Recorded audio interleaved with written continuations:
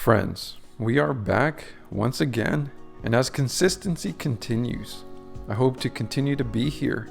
That is my plan. As long as I am alive, my end goal is to just never stop. That's how I start goals. Ever since I started personal development, my goal is just to start and never stop, which means continue. But friends, I want to start this video in particular with the clip that I think truly changed my life. I went back to try to go find it. And I know every once in a while, I would mention it in my videos. But I just want to show you guys this clip and then I'll talk about it. But this clip right here changed my life and changed my viewpoint and ultimately my drive. Let me show you.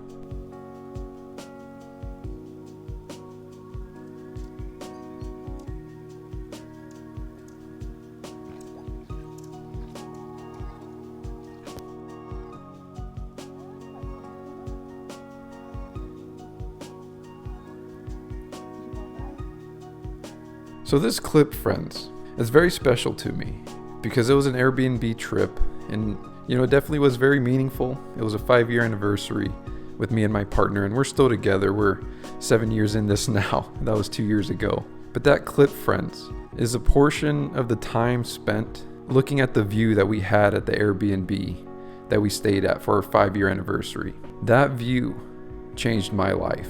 Being at that Airbnb and seeing that backyard view was something that made me recognize that there's levels to this life. And ever since then, friends, I've had a drive and a sense of wanting to accomplish big things in this life ever since that experience. Because oftentimes, friends, it's not until you're exposed to something, for me it was actually seeing how people can live that really pushed me to want to become a better person. Sure, there's financial ties to it, but if you do it right, friends, if you're in this journey of trying to become a better person or make more money, let's just say make more money, you're going to naturally, to do it the right way, also going to try to become a better person in the process. So that's where I got this drive, friends. And it's just all an underlying reminder for you as a dividend investor to remind yourself, have something that is there that will remind you as to why you do this. For me, it's that view, regardless if I ever obtain it or not. It just shows me, it's like, what's the saying? Shoot for the moon, and even if you miss, you land amongst the stars. Like, it's the same thing, right? I may never get that end goal, but the point is that I'm trying to achieve something great. And in the process, even if I fall short, I will still be better than where I was when I started. And it's just my way to maybe try to motivate you today, friends, as a dividend investor, to understand that the end goal, that passive income pillow, as I like to mention it, is often the horizon. Maybe you get a glimpse today, but you're not there today. The idea is hopefully with time and consistency and investing wisely, sticking to your strategy, with discipline, you will ultimately be that dividend investor that you envisioned from the very beginning. Because some things take time in this life, friends. Forming relationships, building solid careers, maybe being financially stable. Part of being financially stable for us as dividend investors is building up a dividend portfolio. That for us takes a lot of time. So the idea is, friends, is hopefully through that time, we use it wisely and we get to that end goal, that place we want to be. So friends, as we continue on in this life, we're always going to continue, as long as you're here and you're watching these videos, this dividend portfolio review. We're here every 2 weeks. Every second week we do a monthly because it's time for it. But in between, we choose a topic and we talk about it. Today, I want to talk about a topic that I think is going to be part of a bigger overall picture. So for me, friends, I'm 28 years old. I just completed my master's degree. I'm contemplating whether I want to stay with the state or not. But I'm also just trying to achieve great things. School took a lot of mental bandwidth, right? But I've still been able to upload on YouTube. I created a second channel called Continues to Improve. I've improved my relationship. I've improved myself physically, mentally, spiritually, in terms of, mental clarity. I've gotten better, and I'm continuing to, put energy and time in this pursuit. So part of this oftentimes will include reevaluations, parts in your life where you start to see, hey, where am I on my current path? And for the longest time, a lot of my mental bandwidth was taken up from school, but I've been done with that. It took me 1 year and 7 months, and I'm finally done with my master's, right? A thing I said I would never go back to do. and I went back and did it. So now I have more time, I have more energy, I have more mental bandwidth. My point to all of this, friends, is that it's about time to do another, major reevaluation in my life. Trust me, I'm not changing anything on the dividends. I'm still going to be a dividend investor, but I need to kind of see that if my end goal is to ultimately have a backyard view of that house, maybe $100,000 as a nurse isn't going to cut it. Maybe I need to start a side hustle or reevaluate how I'm going to invest my money. Because a dividend investing process is a slow process. It's not going to make you a millionaire overnight.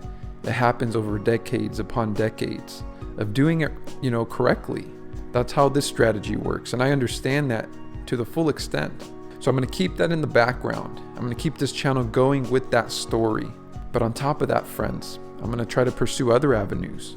I'm only letting you know these things. Hopefully it prompts, something in yourself to maybe take a moment for you as well to start to reevaluate kind of what your life's picture looks like. Because as a dividend investor, you're going to be multitasking through life. Your dividends are going to be on the back end. They're going to be in the background. Once you've been doing it for 4 years, 5 years, a decade, 2 decades, you're not really going to think about it. You're still going to cherish it. You're still going to put energy into it. You're going to put time into it and money. But that's a foundation piece, friend. And as long as I'm doing that, I'm going to be here to continue to show my process, my progress, and ultimately the result, and, the bumps along the way, and ultimately the time that it takes. So I'm going to show you those things over time. And just to tie further on the time of a reevaluation, that's what I'm going to do. In this video in particular, it's just one segment, but I want to be transparent with you guys. I'm going to bring you guys along on this journey of me reevaluating my strategy about how I want to play this dividend portfolio moving forward and how I want to invest my money to try to get to that background, right? That backyard and that vision that I see to achieve that. That for me is the moon. And I'm trying to hit it, friends. And you're going to watch me either hit it or land amongst the stars. And hopefully you can kind of replicate that in your own life. Set that big carrot goal at the end, right? That vision, that outcome, that moon for yourself. And then maybe even if you don't hit it, friends, you land amongst the stars. So you still land in a better position than where you were, a further position than where you were when you first started. So for this first segment, I'm going to be talking about my debts. I want to bring you guys along the way. And I do want to talk about the big question, pay off your debt now or later. So we'll discuss that. I'll give you, 3 things that I consider in doing so. And then I'm also going to just be transparent, like I said, and show you my debts. And then that way, when we get to the next part of this video, which will probably be income or my goals, right? And the goals are going to be very detailed. So we're going to be very detailed. And hopefully I can take you along this, ride as well. And maybe it'll prompt you as well as a long-term dividend investor to try to reevaluate your current plan and strategy moving forward. Let's continue, friends. For the big question, pay off debt now or later. 3 things I consider. This will be pretty brief. They're all pretty basic, but I think it's just important to acknowledge it, right? This big question. In actuality, friends, there is no right or wrong answer. Everybody's, course is going to look different. Everybody's plan is going to look different. Everybody's situation is unique to their own. But these are 3 things that should be kind of considered for every and each person, if that makes sense. So how much you owe is something to consider. The interest on it matters, and the type of debts also matter. So for how much you owe, this is actually something that can make a big impact whether you pay it off now or later. For me, friends, I've been out of school for 4 years. I've had, a school loan through the federal government since that time. And I've been pretty, paying it off slowly, and, the deferment happened and I haven't been paying it at all. But more recently, friends, part of my strategy is I actually do want to pay off my debts, but that's just my choice. For the longest time since graduating school, I just kept it there. It was like 3% interest, $150 a month, for like 10 years. And you start to forget about it, right? It's not really a big impact. There's no right or wrong answer, but you just don't want to continue to accumulate this debt where you start to put yourself in a hole. Instead of paying off all this debt that I have, I can try to invest it instead, right? Try to get a better return, or maybe a better return is just paying it off and then increasing your monthly income right into your pocket, as opposed to using that money to pay off debt and not having it in your pocket. So it's just all preference. Always talk to a financial advisor. These are just general things to think about. The next one would be the interest on it. This is something that matters. So like for me, I was just saying I had 3% interest on my school loan. 3% isn't very much, right? It's not like 11%, it's not 9%. It's not anything in that range or higher. Once it's that high, it could really bury you. You start to feel like you're climbing up a sandhill, right? You take one step and the sand fills in that step you just took prior, and it's pushing you back down. You get no traction, you make no headway, and you're not going anywhere, it feels like, right? So the interest on it does matter. It's one thing to consider, whether you want to pay off your debts now or pay it off later. In general, I'm sure we all can understand that if the interest is high, you're going to want to pay it off sooner because you're climbing up this sand hill, as opposed to maybe having a 3%, interest on your loan. Every time you make a payment, it feels like you're actually getting somewhere with it, and you're just kind of keeping it around as your pet, I guess. That's what I've been doing, and I need to stop doing that. But again, that's just my choice. And then the third thing, friends, to consider that I think is important is the type of debt also matters. So there's a difference between a car payment, a house mortgage, a school loan payment, and a credit card payment. There's a difference between all these things. Well, we need a car, right? Well, it just depends how expensive of a car, right? So there's levels to this, but we also need a house. Those are gonna be pretty standard. A credit card payment, once we're into that field of things, that's where you do have to be careful. If your daily monthly expenses outweigh your daily monthly income coming in and you have to resort to a credit card, you got to be careful. That might be, a debt that you want to pay off sooner rather than later, especially because credit cards are notorious for having high interest rates and really getting at you, right? And those payments making it very difficult. So a school loan payment, like example for me, it was one I kept around. It was 3%. It was a school loan. It was a big investment. For me, the way I look at it, I spent about $15,000, right, to get my nursing education. I started in a community college, and then after that, I transferred to a 4-year. While I was in community college, school was free for me. I qualified for free everything. And then when I went to the 4-year, it was 2.5 years, and it was about $15,000. That is kind of where my loan is, and those $15,000. I didn't work at the time, and I was also renting because I lived away from home. So that is where my debt lies. But a $15,000 investment, looking at it financially, to now make $120,000, $130,000 now in my 4th year, for me, it's a debt, it's a payment each month I've been just keeping around, investing the money or spending it. For me, it might make sense to, pay it off. Like I can technically pay it off. I have no reason to really keep it around. I've been investing that money, $2,000 every single month before, and now I'm trying to save it for a house, right? Where a lot of my money's going to trying to save up cash for that. And then also, $100 every single week in this dividend portfolio. I might just need to switch my strategy a bit and try to focus less on investing and maybe more on paying off this debt. And then now this gets us to the end of it, friends, where I just want to be transparent with you guys. I've been bringing you guys along this journey of being a dividend investor and how it is that I strategize, for funding my dividend portfolio, my systematic, scheduling of the payments to go into it, dripping it. I've been showing you everything along the way, right? The goods, the bads. The time I had to sell my Nvidia for a bit, because I went to my trip to Greece and I was, running through a rough patch financially. In my context, right? I had a lot of things. I spoke about those things as the journey unfolded. But now I just want to be transparent because life isn't always perfect. The grass isn't always green.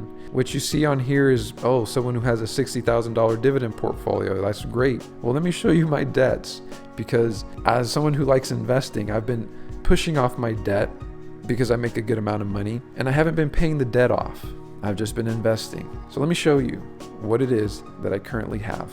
So these are my debts as of 10/1/2023. And my main purpose to this, friends, like I said, is, this will be a part 1 of this video. There'll be more to come, but just to show you how I mentally try to strategize for this next reevaluation phase of my financial strategy. And one thing you have to do first is see where you're at. So for me, I got to see what debts I'm working with. So for me, I have a 2014 Toyota Camry. For those that have been here for the longest part of the ride, you know I used to have a 2000 Toyota Camry. It made a weird noise when I would drive it. Well, it eventually kind of gave out and I had to get a new car. So I got a 2014 Toyota Camry. I was still pretty smart about it. I even though I really wanted to get that Jeep Wrangler, I didn't go out and get that Jeep Wrangler Rubicon. I just got my Toyota Camry. I stayed, good. But I still had to take out a loan because I didn't want to pay it off in cash.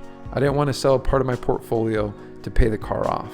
And that's why I kind of carry $10,000 right now in debt for this car payment to CarMax.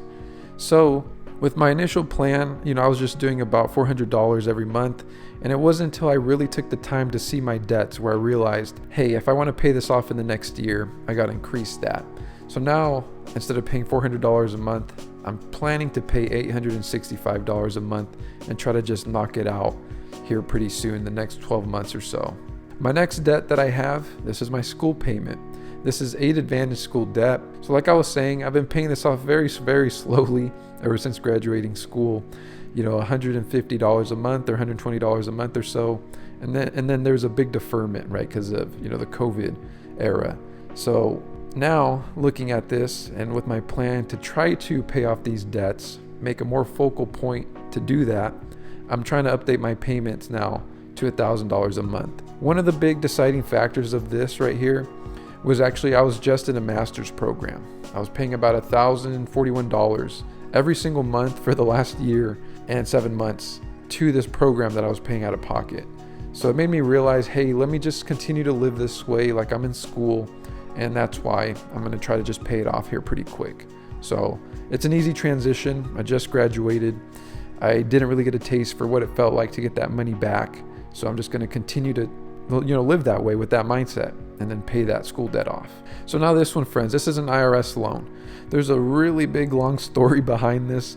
You could be like, whoa, Jesse, why do you owe the IRS $10,880?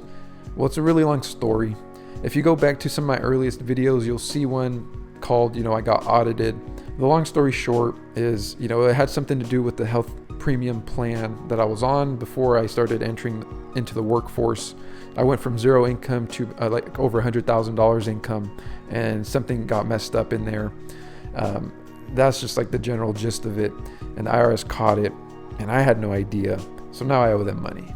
So this is one that it's been about $250 every month. And my goal now, because I want to pay it off in the next year, just get it out of my way, is to pay about $906. This is the one I'm going to wait a little bit because I just got back from Greece. I want to make sure my finances are actually pretty stable and recovered. So I'm going to keep it at $250 for now. And eventually my goal is to maybe do it as $906 a month. And in summary, friends, my total debts, minus the updated $906 for the IRS that I want to do, it is $2,131. That is my goal each month to pay off in debts. If I then want to update the IRS payment as well to the amount that I want to, it would be $2,787 a month. This is approximately $33,000 of debt being paid off in the next 12 to 13 months. Ideally that is my goal. But if we look back at the total debts with my rent, right, that I owe, with my bills, and my dividend monthly expense, right, or my funding schedule, that's a total, bill of $5,864, right? If I want to increase it with the IRS, it'd be $6,520. My take-home check is $6,500. So I technically have slightly under enough room to do it with the IRS increase. So anywhere within the next 12 to 14 months is my idea to pay off all my debt. But my point in all of this, friends, is just to show you that in order to understand what it is you want to do, you have to first see where you are. And financially, that's going to include seeing what your debt is. Now we got the debt taken out of the way. On the next video, I'll probably speak about income, and then maybe I'll speak about goals. I would do it all in one long video, but it'd be quite long. So hopefully this will prompt you, friends, to also look into your debts as well. But now you can also get a general picture that, yeah, you see my dividend portfolio, and it's nice. It's about $65,000, but I still have some debt. Just keep that in mind. And as always, friends, always back here at the Jesse's Cash Flow Portfolio just to show you where we're at in the dividend portfolio at this time. As you can see, we're currently at $65,798.71. This is with an all-time return of 14.14%, which equates to a gain of $5,404.57. And if you take a closer look here, friends, this is why I always like pointing it out, but this is why we're a dividend investor. This is why I'm a dividend investor. Market gain is only 1,171 all time. And yes, it's not a growth portfolio, but the markets have been quite shaky and rocky lately. I mean, you'd have to admit, I don't know how much better a growth portfolio would be right now as well. But the thing that matters is earned dividends. My earned dividends all time is like 3 times the amount of my market gain at $4,233.32. And that's the whole point, right? You've heard me say it often. If you're a newer member here, this is why you're a dividend investor. It doesn't matter how the markets are moving. It just matters, are you getting paid dividends? Are the companies and the holdings that you have in your portfolio not slashing or cutting their dividends? Those are the things that matter. That is how you get the passive income pillow. That is how you get this money coming in. On these that is how you get the money coming in on these payments. And this is just, for example, what these payments look like. Getting $5 from Chubb, getting $31 from Vanguard, $13 from UGI, $5 from MDU, $15 from CTBI, PepsiCo $10, and it goes on and on and on. And as you can see, friends, just by evidence, just to be transparent and remain transparent, I still fund $100 every single week, every Friday into this portfolio, and that continues as well. And then it gets funded back with some purchases, and then at the same time, I have the drip activated. So it continues to just cycle through over and over again. For example, these $4,000 went back into my dividend portfolio.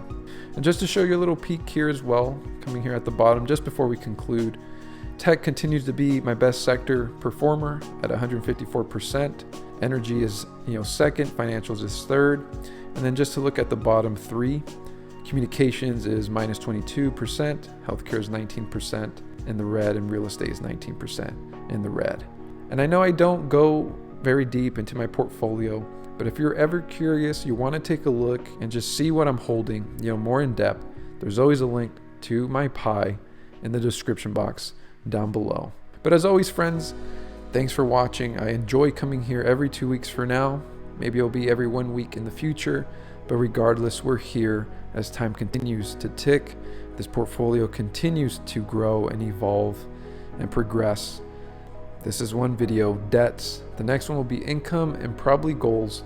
So stay on the lookout. And then the video following that might be my actual, reevaluation, my actual change of strategy, in my whole financial strategy moving forward.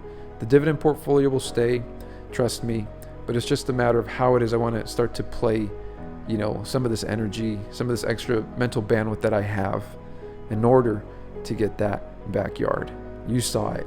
You got to admit, it's pretty nice. See you on the next one.